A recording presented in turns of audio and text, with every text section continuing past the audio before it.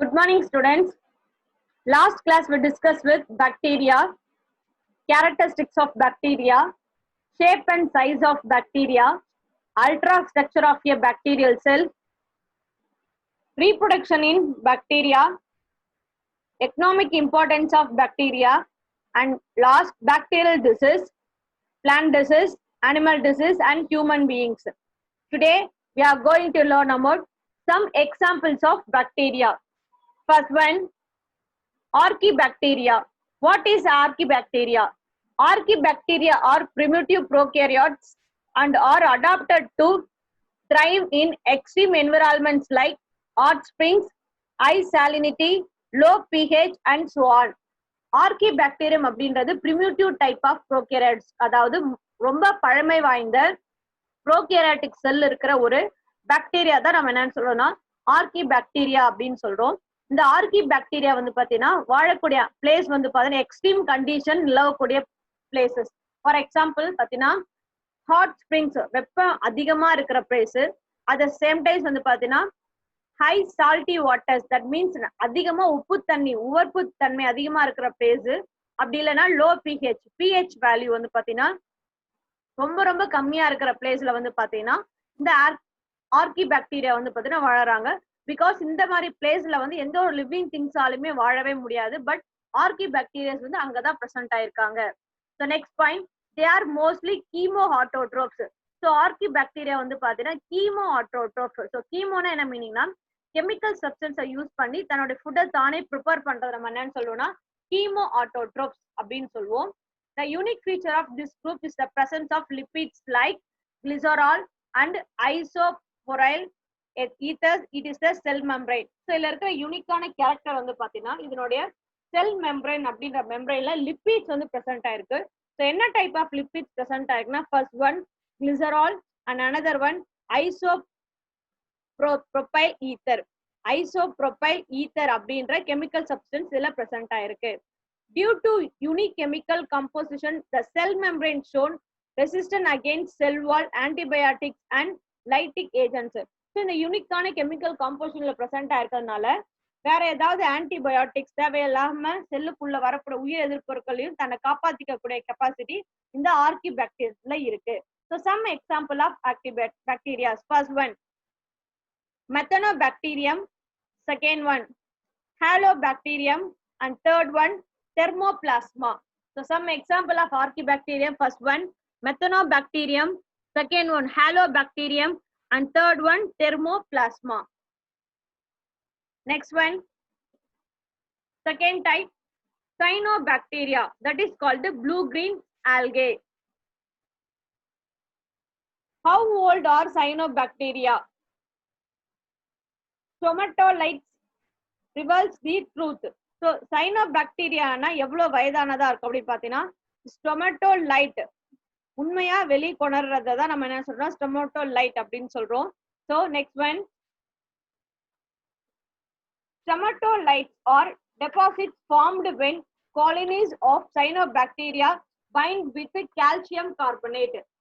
So இதுல முக்கியமான வந்து பாத்தீங்கன்னா சைனோபாக்டீரியா அப்படி இல்லைன்னா ப்ளூ கிரீன் ஆல்கே அப்படின்றது பாத்தீங்கன்னா கால்சியம் கார்பனேட்டோட பிணைஞ்சு இருக்கிற ஒரு படிகம் போன்ற அமைப்பை தான் நம்ம என்னன்னு சொல்றோம்னா ஸ்டெமட்டோலைட்ஸ் அப்படின்னு சொல்றோம். ஸோ ஸ்டெமட்டோலைட்ஸ் என்ன மீனிங்னா பாக்டீரியா, தட் மீன்ஸ் சைனோபாக்டீரியா அல்லது ப்ளூ கிரீன் ஆல்கே வந்து கால்சியம் கார்பனேட் காம்பவுண்டோட பைண்ட் ஆகி பாக்குறதுக்கு வந்து பாத்தீங்கன்னா ஒரு படிகம் மாதிரி இருக்கும்.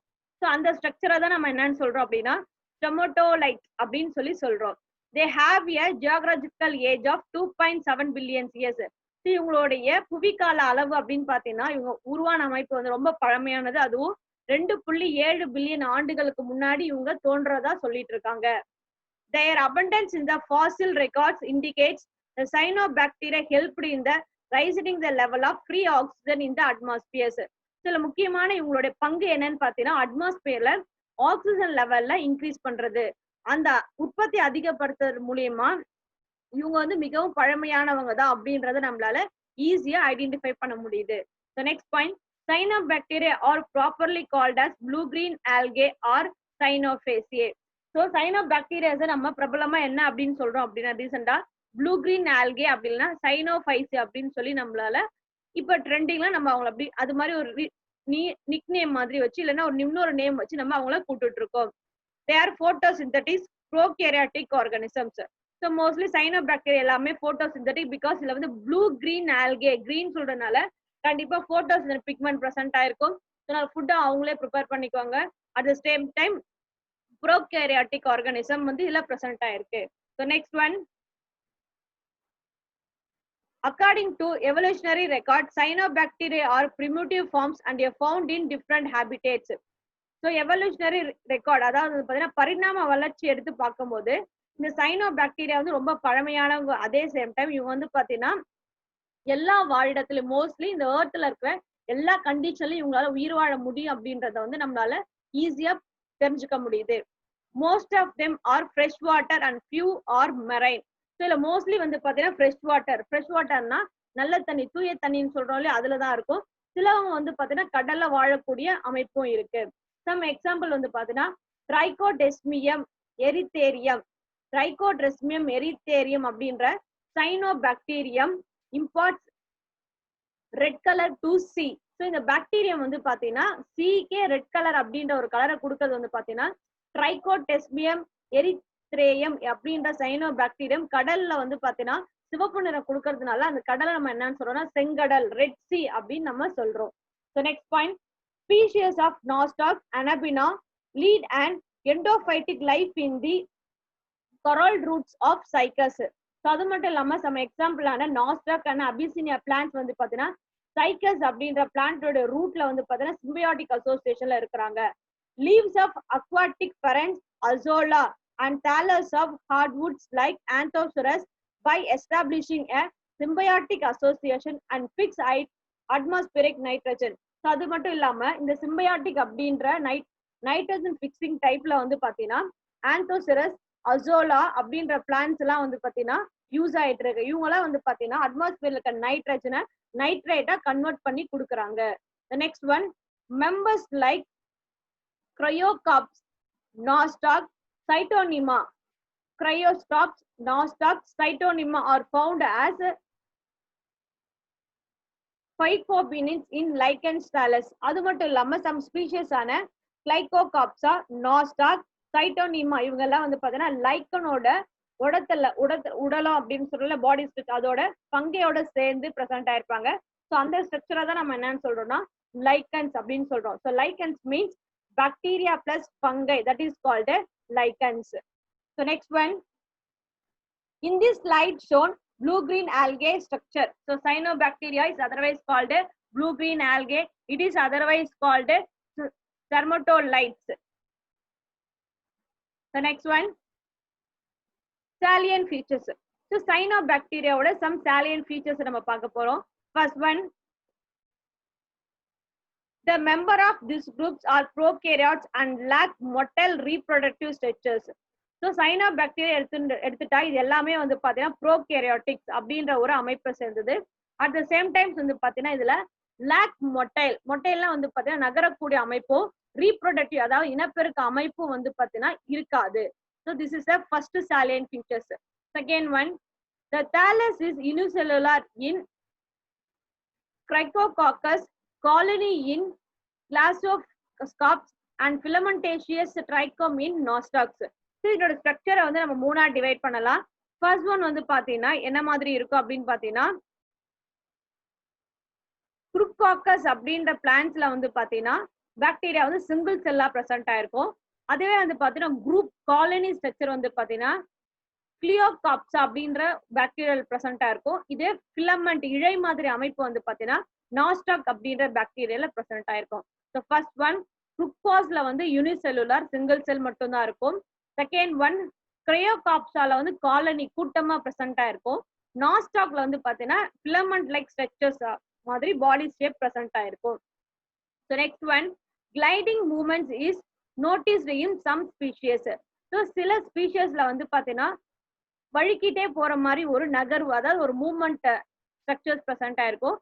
ஸோ அதுக்கு பெஸ்ட் எக்ஸாம்பிள் வந்து பாத்தீங்கன்னா அசிட்டலேரியா அப்படின்ற plant. So next one, the protoplasm is differentiated into central region is called centroplasm, and peripheral region bearing chromatophores is called chromoplasm.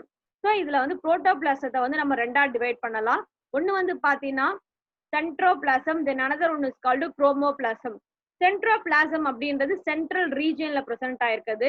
And peripheral ரீஜியன்ல இருக்கிறது நம்ம என்னன்னு சொல்றோம்னா குரோமோபிளாசம் அப்படின்னு சொல்றோம். So protoplasm is divided into two types. Centre பிளேஸ்ல present ஆயிருந்தா that is called centroplasm. அதுவே வந்து பாத்தீங்கன்னா பெரிபெரல் ரீஜியன்ல பிரசன்ட் ஆயிருந்தா தட் இஸ் கால்டு குரோமோபிளாசம்.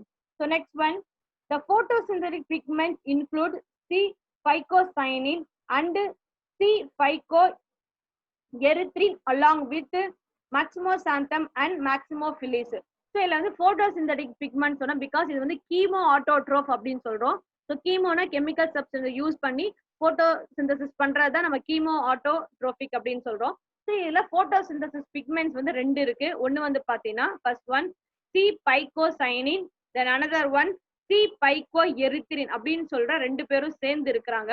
ஸோ எங்க இருப்பாங்கன்னு பார்த்தீங்கன்னா மிக்சோசாந்தின் அண்ட் மிக்சோசாந்தோஃபில்ஸ், இது ரெண்டும் சேர்ந்து காணப்படுற அமைப்பு எல்லாமே ஒன்னு சேர்ந்துதான் போட்டோசிந்தசிஸ் அப்படின்ற ப்ராசஸ் சைனோபாக்டீரியாவில் நடக்குது.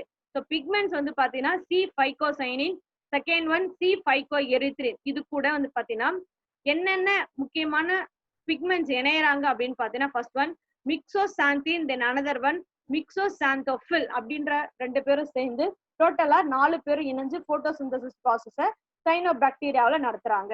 So next one,